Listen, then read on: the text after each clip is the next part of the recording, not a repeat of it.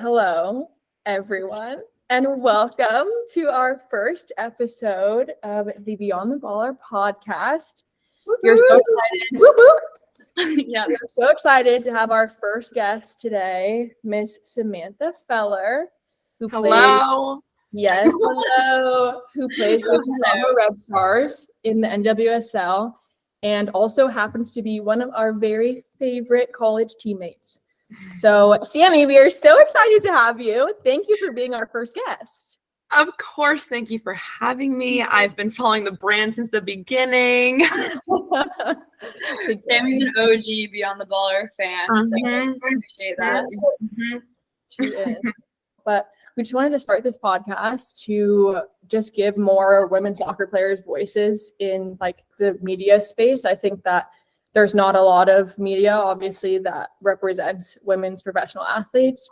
And I think the ones that do, it's getting obviously a lot better, but the ones that do, I think really amplify a very specific voice. Like, I think it's a lot of the national team players, which is amazing and like so good to hear their voices. But I think there's so many players in this league and around the world that have their own journeys and voices. So we just want to, amplify that and hear what y'all have to say. Yeah. So, no, I think Shai said it perfectly. I think that, it is really important to amplify some of these other voices. And Sami, obviously, we know that you've had kind of your own interesting path.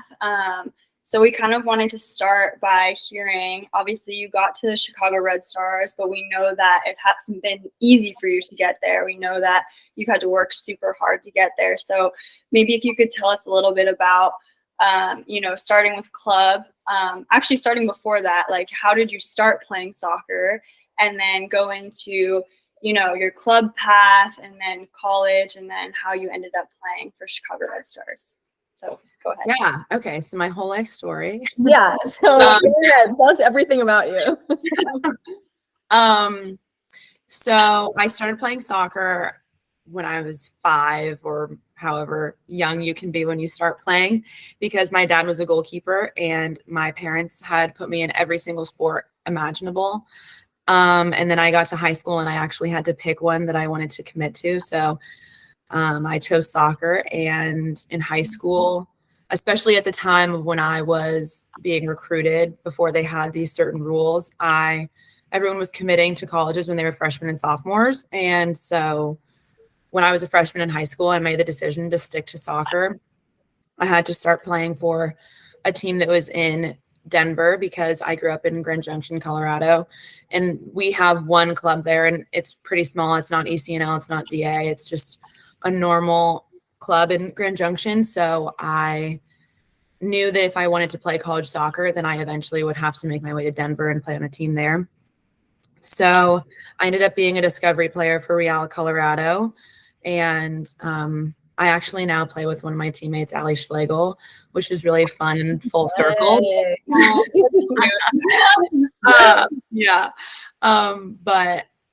So I would go to school, and then I would leave school, drive 4 hours to practice, and then I would leave and get home at 2 a.m. When my mom was still driving me before I was 16, I would just be doing homework in the back, and then I'd go to school the next day. And then once I got my license, she said, I'm never doing that again. And it was all on me. And then I actually committed to Arizona State. And once I did that, I didn't think that there was a point to play in Denver anymore. So went back to Junction and played there for a bit. I had some trouble with injuries that time. And when I was a junior, I decommitted from Arizona State, and I was emailing these schools, and everyone was saying that they didn't have any more scholarship money because, like I said, freshmen and sophomores are committing. They already have their classes by the time people are juniors. And so I was emailing every school I could think of that I would want to go to, just to be there for life. And they all said no. And so I kind of told myself that it wasn't going to happen, that I wasn't going to play college soccer. So I kind of gave up. And my mom actually called Jeff Hooker, the head coach at DU, and said, "Do you have any room for my daughter?" And I was so Oh my God. I was so mad at her for doing that behind my back. Hey, I did not know that. Yeah. Yeah. That's so funny. And then he said no, and they said that he didn't have any money for me. And What? yeah. Yeah. So there was no more money left for me because my class had already had 9 people in it, I think, committed, or maybe 10. And so then I really gave up. And like a month-ish later, Jeff calls me back and he's like, "Hey, we found some money for you. Do you want to come to DU?" And I said, "Absolutely." So in that month span, you just didn't think you were going to play college soccer at all. Like you were like, "I'm done playing." Yeah.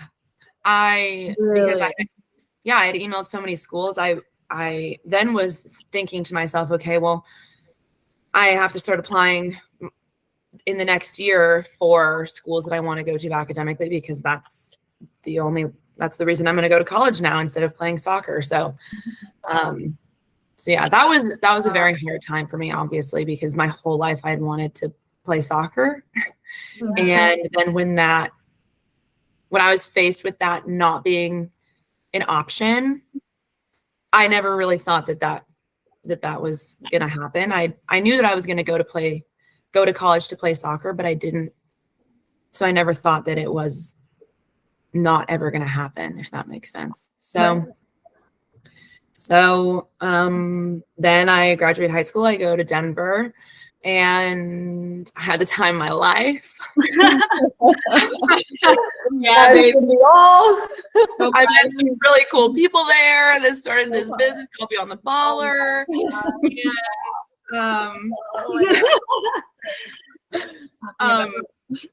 Yeah, obviously met all my best friends there, had the best time ever, and played 5 seasons, took a 5th year.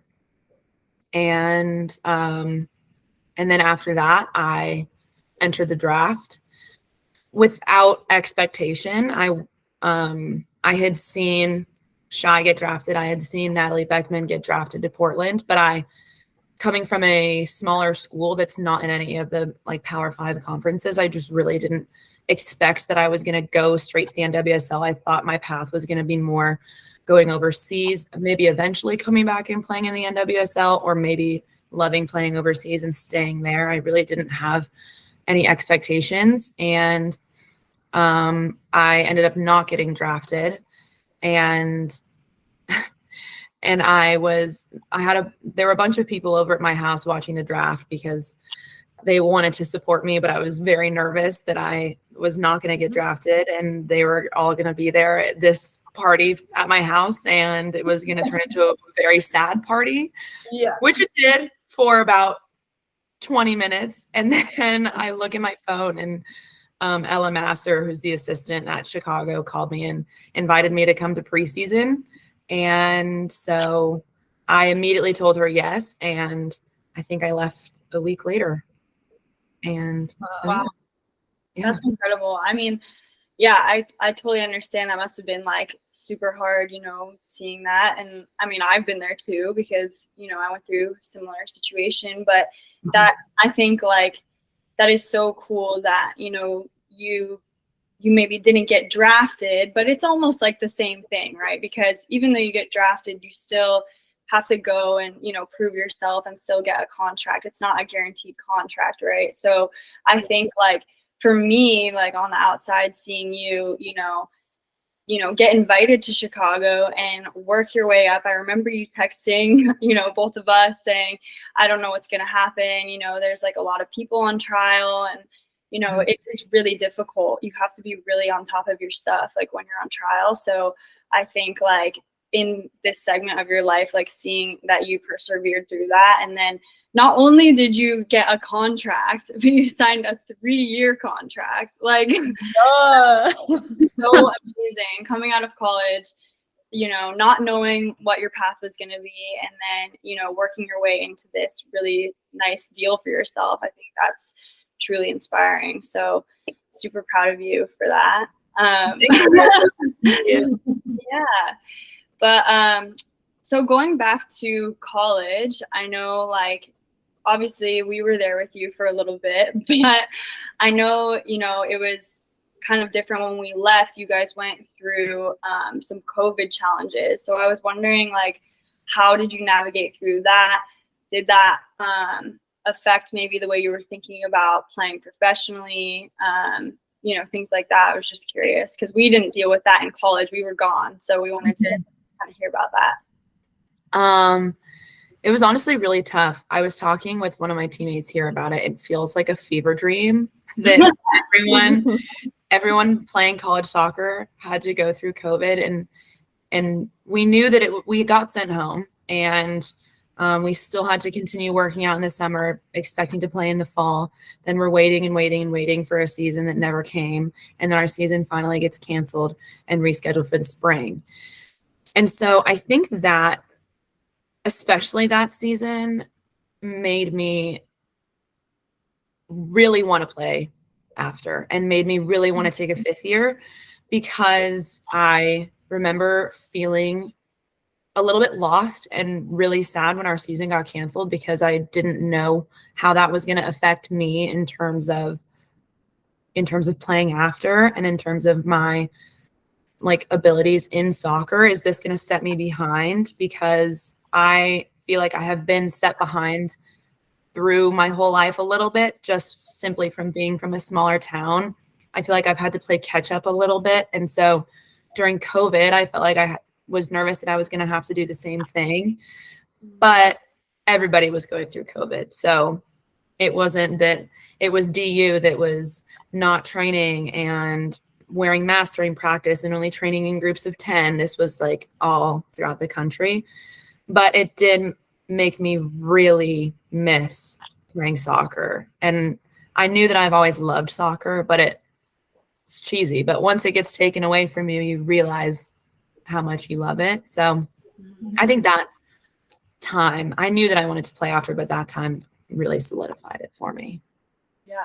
Yeah, for sure. I think, like, that in the same regard is, like, injuries. I feel like that's, like, a really reoccurring situation for a lot of people when you're playing, you're whatever, expected to play, you're excited to play, and then something happens, takes it away. And that, I feel like, for a lot of people is when you kind of realize, I mean, A, how much you love the sport, and, like, B, how dedicated you are and willing you are to, like, get back to the same, like, level, like, and more to continue to play. So I think, yeah, that's obviously another huge challenge for you and all the girls that had to go through that coming out of school and, like, going into the draft straight from that. Like, that's a crazy experience. So again, testament to you. Very impressive. Yeah. And that year we went to the NCAA tournament and we won our first game. And that was the first time we had won an NCAA tournament since I had been there. I don't know about you guys, but we never made it past the first round. First round every time. Yep, that was me too. When I was freshman and sophomore, I was right there with you. But so and then we played North Carolina in the second round. And obviously everyone was terrified when you're facing one of the most successful women's soccer and sports programs in history. And we kind of killed it. Yeah, you did. I remember watching, I was like, dang. Yeah. So, yeah. And that was another thing that solidified it for me. Like, these girls, most of these girls are on national teams. Their bench is on the national team. Like, why not us? Why not me playing in the NWSL? You know? So yeah, totally. So that was also another moment that I was like, it made it more real for me. Yeah. I love that quote, like, why not me playing in the NWSL? Like, I think that's, I know that's, like, weird maybe to say about yourself, but it's so true. It's like, you know, I think a lot of times, like, we do put ourselves in these boxes of, like, well, like I've never been in the ODP system. Like I've never been in the US national team system, like the youth national team systems, like things like that. And then you're like, well, maybe, maybe I'm not cut out for the NWSL. Maybe that's something that you were thinking, like, before, you made it to the NWSL. I know, like, maybe we've all had some of those thoughts before, but I think it is so important to, say that to yourself, like, why not me? Like, if that person can do it, I can do it, and I think that's something that's been really important at DU, especially like seeing, Shai got drafted, Nat got drafted, like a bunch of us have been playing pro now, and so I think now, some of those girls can see, okay, like they can do it. Why can't I do it? You know what I mean? So, yeah, I really like that. Beautiful. Yeah. And I think, so one other question I had was like, how are you handling that transition coming from college soccer into the pro space? How has that been for you?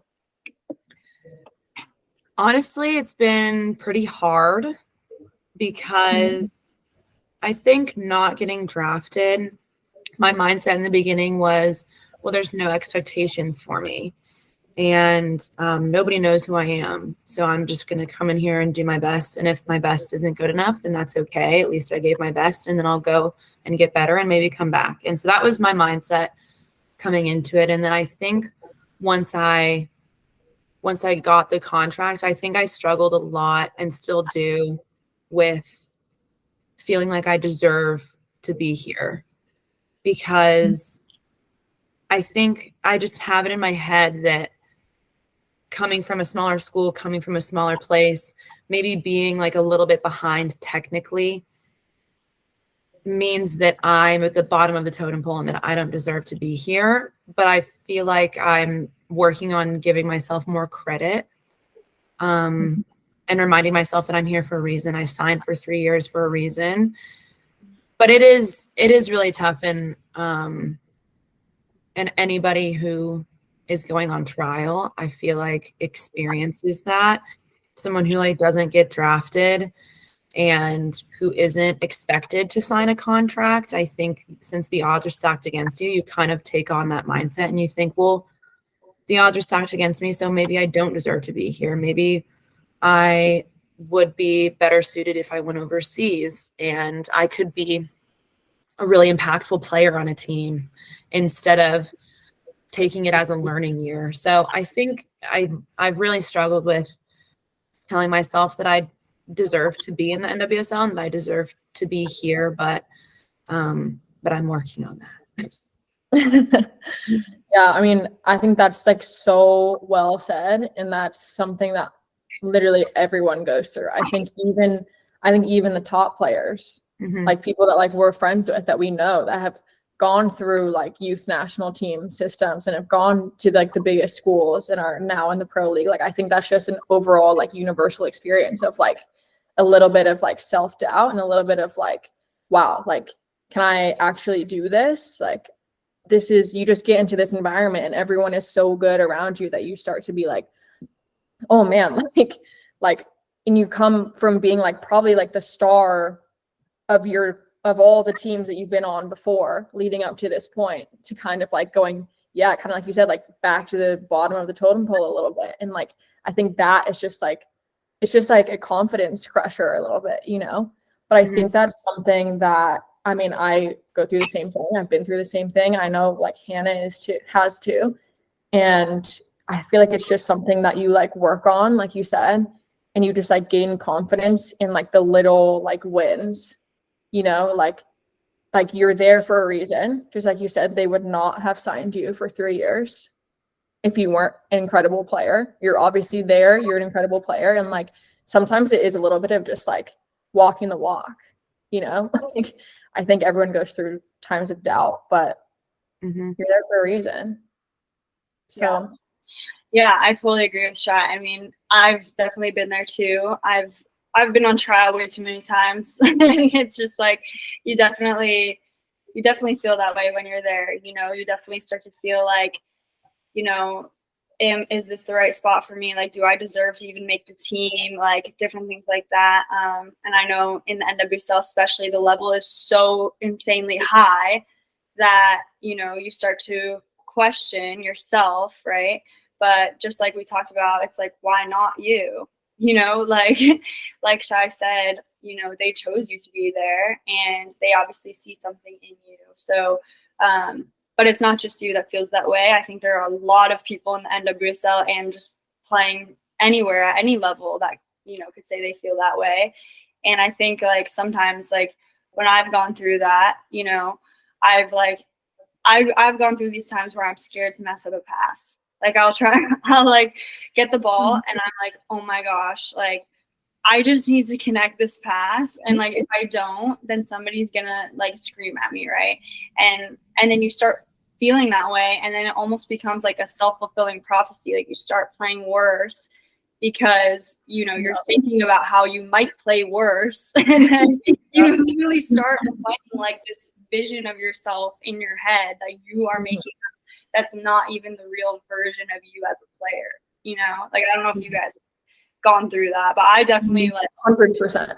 Yeah. I will start to create this like player that's not even me, you know? And then I think like me and Shai have had this conversation this past year. It's like, it's not even fun to play that way, you know? It's like, and it's almost like you have to ask yourself, you know, like, should I even play if I'm thinking like that? Like, it's not like, why would we play if we're not enjoying the way that we play as a player, you know? So, and I think the other thing to think about too is like every player on the field is going through their own like mental battle, you know, and like we just don't see it. Like we think that we're the only one that's like feeling all these things and like, you know, thinking about all these different things like, oh, like, you know, my last touch was bad or whatever, you know. Everybody's thinking about their own personal game within the team game at the same time. And so I feel like that's something that I always forget about. I'm like, oh my gosh, like everybody is focused on my last bad touch, you know? Yeah, like everyone's gonna think about that all night. Everybody cares so much.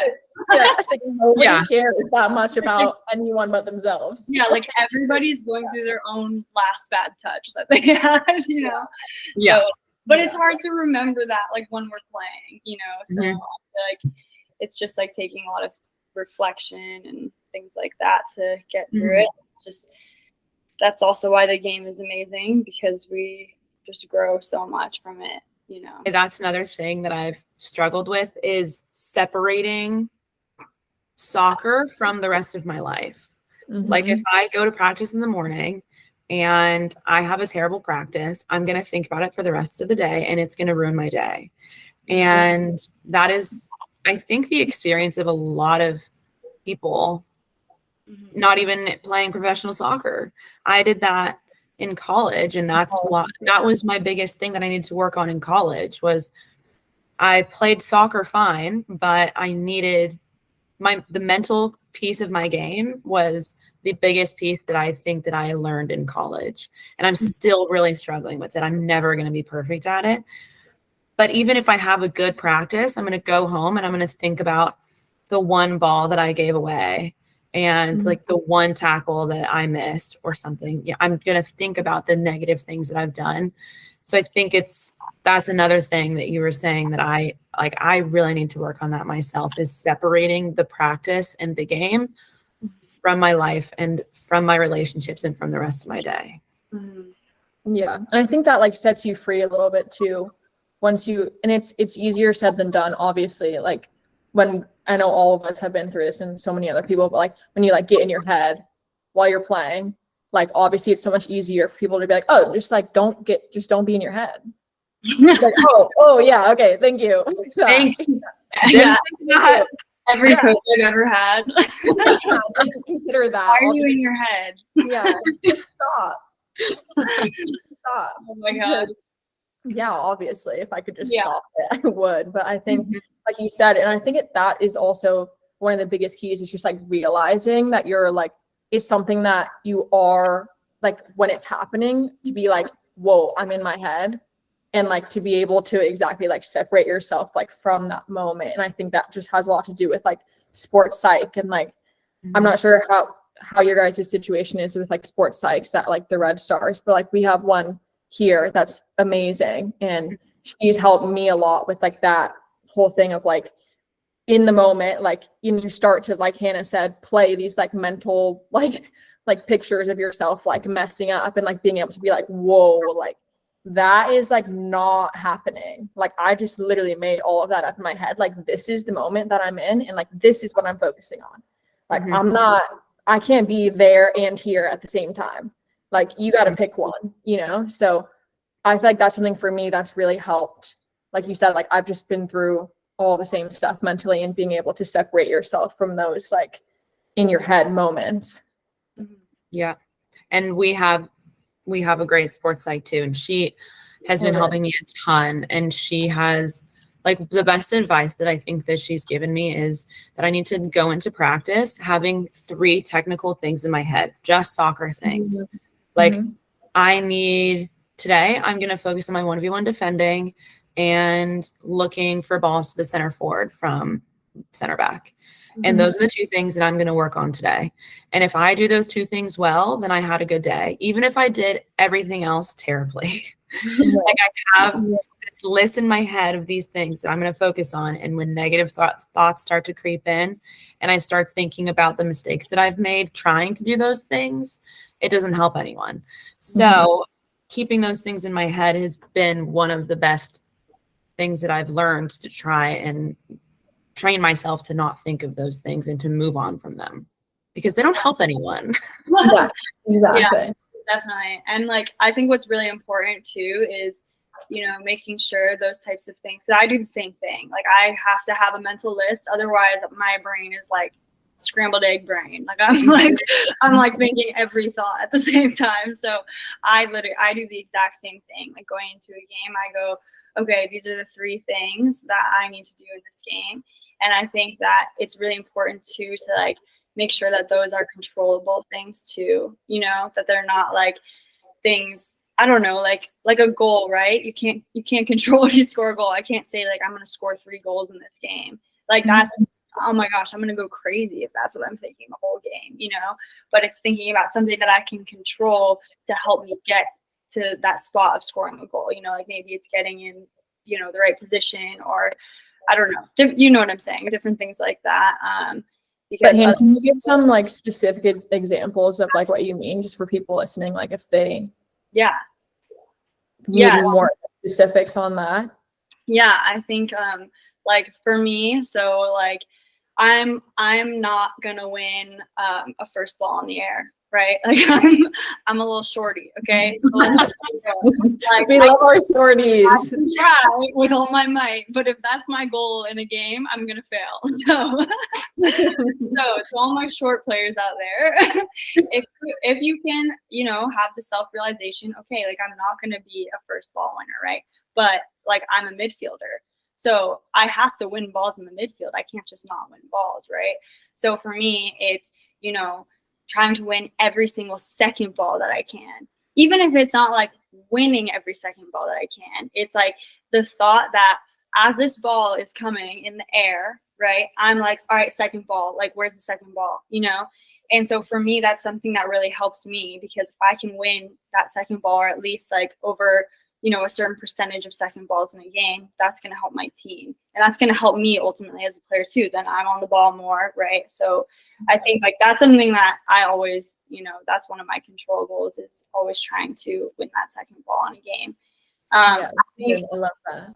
Yeah. And then I think like, you know, there's other things too, where like I have like controllables in like kind of like my mentality. So like, let's say like the second I turn a ball over, right? It's like, right when I turn a ball over, my mentality has to be like, okay, you know, wipe that off, you know, like wipe that off your brain for a second, and we have to go win this ball back. So I think like there's different things you can have that can help you kind of focus during the game, and then ultimately help you with, you know, maybe some of these bigger things that you want, like scoring a goal, or, you know, winning, or different things like that that are not necessarily in your control. So yeah.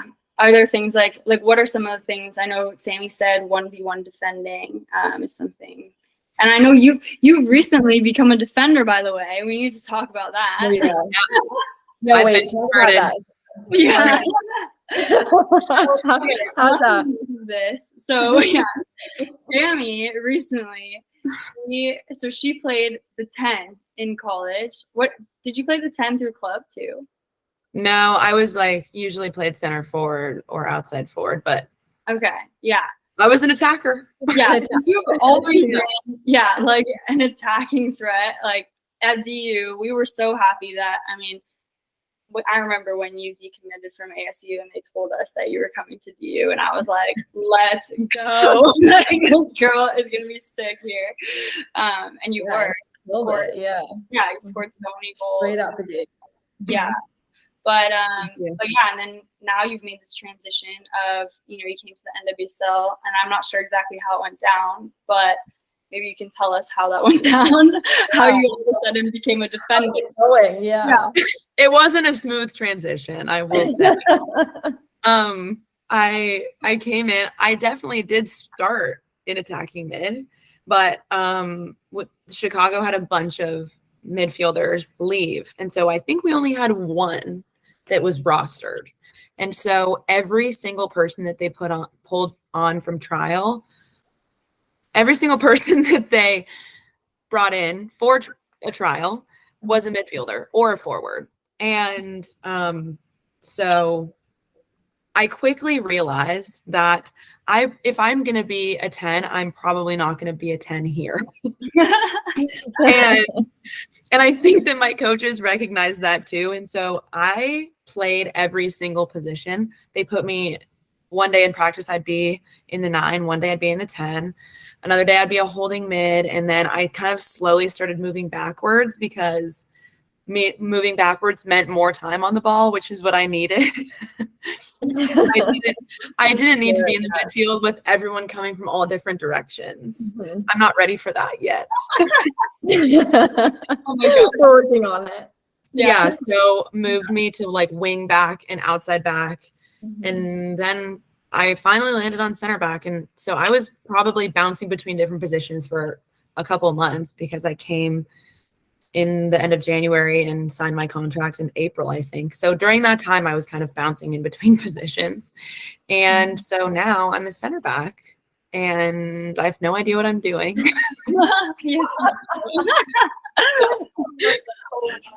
Love that center back gang. Yeah. I think they just saw that I was tall and they were like, yeah, they're like, she's tall, she's fast, she's athletic. Put her back there. She'll be good. But how incredible is it that you get to learn from Tina Davidson and like you have Alyssa Nair there to help you and Casey. Yeah, exactly. How has that been with them? Oh my gosh, it's been so great. Like they and Erin Wright too. She's been like everyone has been so helpful. Like I can come up to someone and ask them a question and it's probably a dumb question, but they answer it. and I think it's just been nice to have people. I mean, I had a conversation with Casey one day and I was just talking to her about soccer and she asked me how I'd been feeling. And I said, well, yeah, I think I'm doing well. I'm learning how to be a defender. And she was like, wait, you're not a defender? I was like, no, I am a and she was surprised. So that made me feel better about myself. I was like, oh, you can blend in. Yeah, you're getting away with it. We love that. Yeah. It's been fun. It definitely is exposing my lack of 1v1 defending ability because when you think about it, I've never once had to do that my whole life. I was going to say, why would you know how to do that? No. Yeah. You're always playing like 4v4 in there. And at DU, our 10 and our 9 were mostly the ones who started the press. And so the only defending that I would do was sprinting out to the center back or sprinting to the holding mid and just getting the ball and lunging at things. And now as a defender, I have to learn how to break down my steps and not let anybody cut inside and not lunge for the ball because then they're just going to cut me and then I'm going to be gone. Yeah. See, you've learned. You got it. You're good. Yeah. So that's been a huge adjustment and very hard. but I think that it is getting better, and it's making me a more well-rounded player. Now I feel like I can play anywhere. Right. That's what I was just gonna say. Like, that's obviously, I mean, college to pro is such a hard transition anyway, but then to also be learning an entirely new position is just like another crazy like addition on top of it. But exactly like you said, by the end of it, you would have already played everywhere. So now you're like, oh, I know where you're supposed to be. I know where they can put you anywhere, and that's probably why they signed you for 3 years. They were like, we can put this girl wherever we want, and she's gonna be good. Totally. Yeah, honestly, if the coaches came up to me and they're like, look, today we want you to play holding mid, I'd be like, perfect. What else? We might put you in goal soon. Watch out. You're doing well. Yeah, watch out, Alyssa. I'm coming. Watch out. Yeah. Watch out, Alyssa. I'm coming for you. Oh my gosh. I like in Chicago. I love Chicago. Chicago, the city, is actually really great. I was nervous because I'm not much of a city person. I'm more of a small town mountain person. But I really like it in Chicago. It's great. It's very young. It doesn't feel very big because there's a lot of different neighborhoods. We have the lake, except the winter is just horrible. You guys have an indoor field, right? Yes. Yeah. Okay. Yeah. That's if we didn't have that, I think I would quit. Yeah. That's so fair. It's so cold. I don't know how people live there during the winter. Oh my god. I know people see that, like, we're from Colorado, obviously. People are like, oh my god, like that is the coldest. No. I'm like, no. Nothing could have prepared me for that. And I was here in January, so I missed December, but January, February, March, and even April, I couldn't step outside without a fluffy jacket on. Jacket. You need it. Yeah. Well, so I have a question. What? Go ahead. Last question. Okay. Yes. Yeah. So I know in college you studied a few different things. I can't remember specifically what your major was, but you could tell me that. But I wanted to know what, like, if you weren't playing soccer, or maybe after you're playing soccer, like, what are your plans, or what would you do if you weren't playing soccer? That's a great question because I don't know the answer. That's okay. Neither do we. Yeah, that's why we started a women's soccer business. Yeah, so you can just come join us. That's what you're gonna do. Yeah. That's an interesting question, Hannah, because I thought that we worked out that I'm gonna become your employee. Right. But this is actually your interview for that job. So, Yeah. So how am I doing? Yeah. It's not doing so too far. well. Yeah. Okay, I can redeem myself. Yeah. Let's hear what you got. So my majors in college were, I did a mixed bag of things. I did criminology, one of my majors, and legal studies for the other major. And then I did a minor in marketing. And then during my 5th year, I needed to go to school, obviously. And so worse. And so I went to grad school for nonprofit business and leadership. Ooh, looks like we might be needing you. Yeah. Okay, you're hired. All right, you're hired. That's what I'm saying. Did my interview points go up a little bit? Yeah, just a little bit. But yeah, so I did a whole slew of things. I was really worried about what I was majoring in college, and then I realized that I'm just going to take the classes that I want to take and worry about it later. Because no one cares. Smart. Yeah, nobody cares. Unless you're like an engineer or going to become a doctor, no one cares what's on your degree. You have one, and that's it. So once I convinced myself of that, then that's why I chose criminology, and I had the time of my life. And I actually loved learning about all of that stuff. And then I told myself that I was going to go to law school, and that is still a possibility, but sounds quite hard. Yes. Obviously. Yes. Mostly because I think it would be hard to bring myself to go back to school again. That's what I was just gonna say. I just feel like that transition back would be hard. Not that you can't. Obviously, you can do it. Yeah. That would So be tough. maybe one day. So that's in the cards. And then a complete 180 from that. Oh. One of my hobbies is scuba diving, and I love it. Oh, Yes. And so I think after soccer, I'm just going to become a scuba diving instructor there you go. Love it. You're and good. never have a real job for the rest of my life. Yeah. No, why would you? No. Yeah. Don't do it. Yeah. So law school or scuba diving instructor? Yeah, honestly, either way, depending on the mood. Really go either way. Yeah. Yep. I'm thinking on scuba diving instructor for you personally, but Just so that you can teach us. I just want you to be able to teach us how to scuba dive. Yeah. Or she I'll could be our teach you. lawyer. So honestly, either way. It's a win-win. Either for way, us. I can be an asset. Please hire me. Either way, you're still hired. yeah, You're not fired yet. We'll keep you not on. yet. We like you so far. Okay, good. Well, Cheyenne, you got Yeah, I have other questions for her. She's not done yet. yeah, you're still in the hot seat. We're just I got the hard hitters. I got the hard hitters over here. just getting started. We're gonna end this call at midnight. All right, so tell us your deepest, darkest secret. Yeah. Okay. How much time do you have? No, for real. I just want to have some funny, silly ones. We just want to hear some silly jokes. Yeah, if you could just tell us a couple jokes, that'd be great. Yeah. That's the last part of the interview. You just have to make us laugh. I'm horrible at telling jokes, so I don't think I'll get hired. Ooh, then you're fired. No, I was gonna say, do you have any like funny like field or like locker room stories or like superstitions or just like funny any stories that come to mind?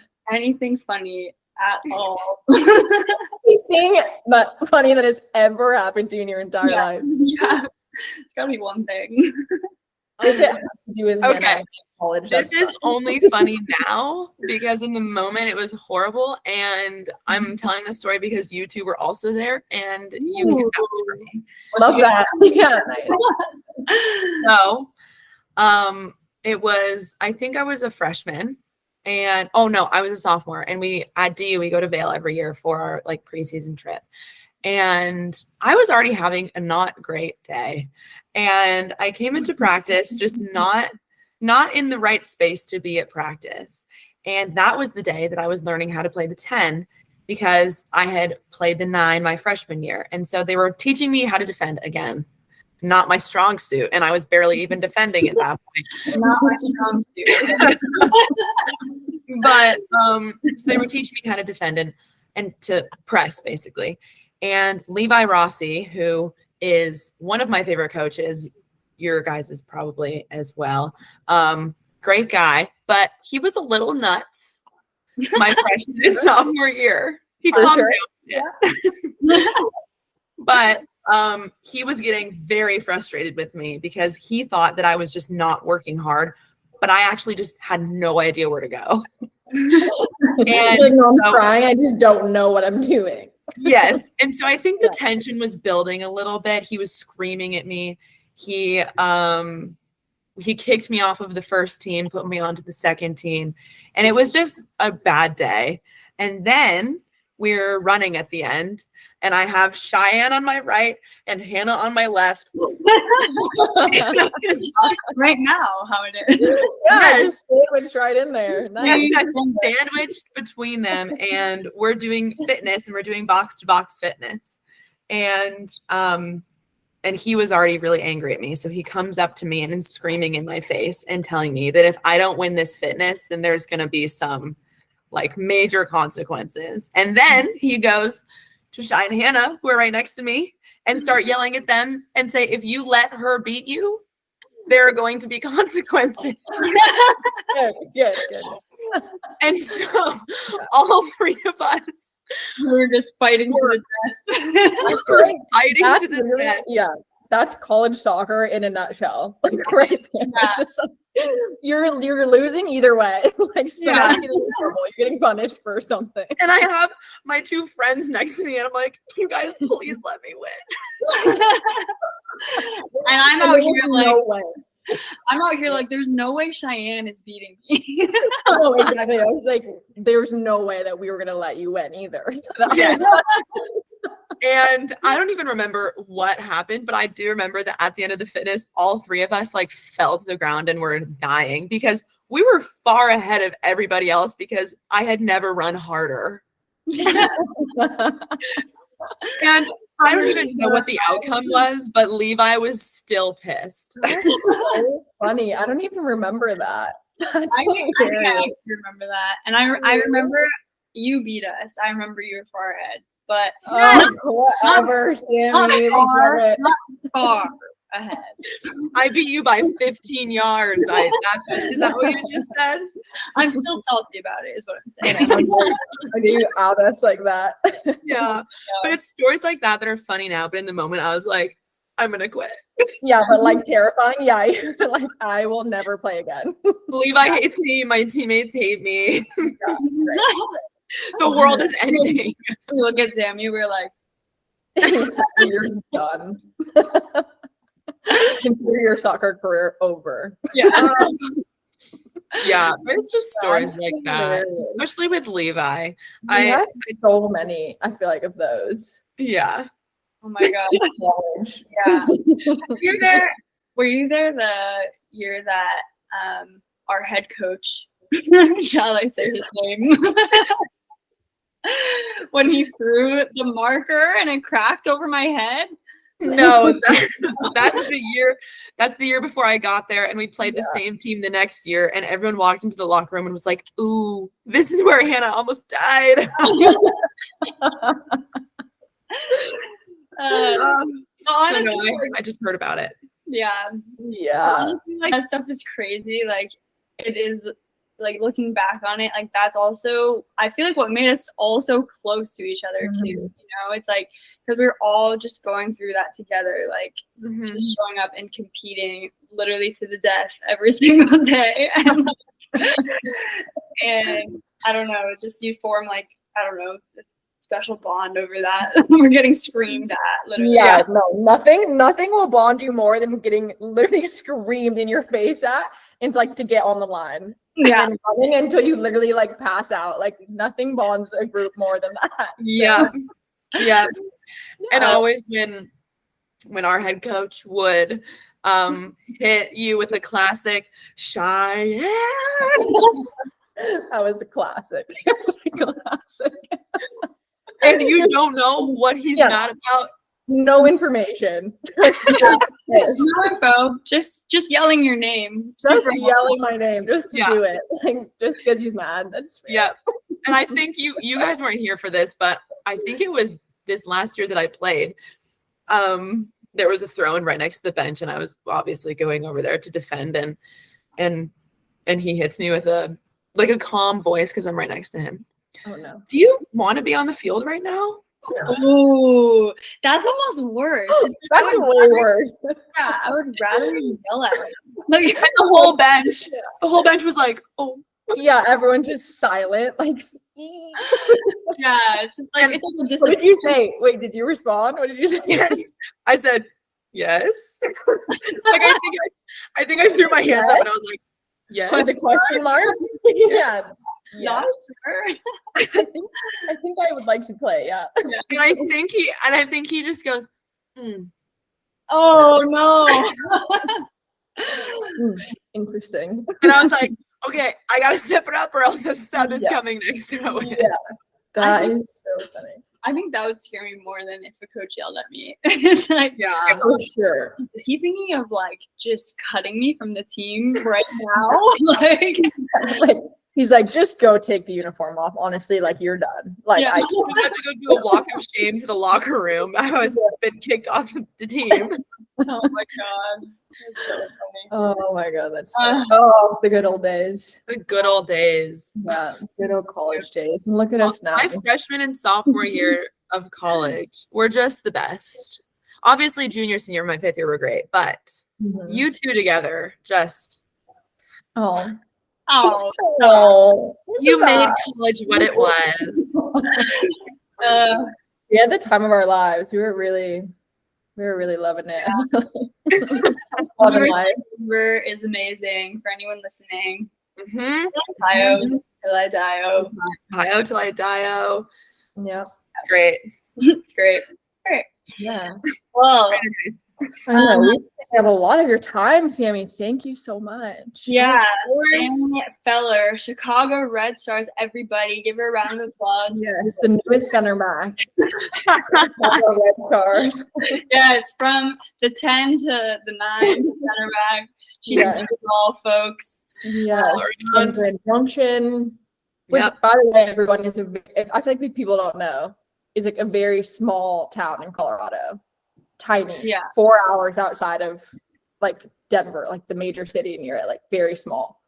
To be fair, yes, to be fair, it's not tiny, but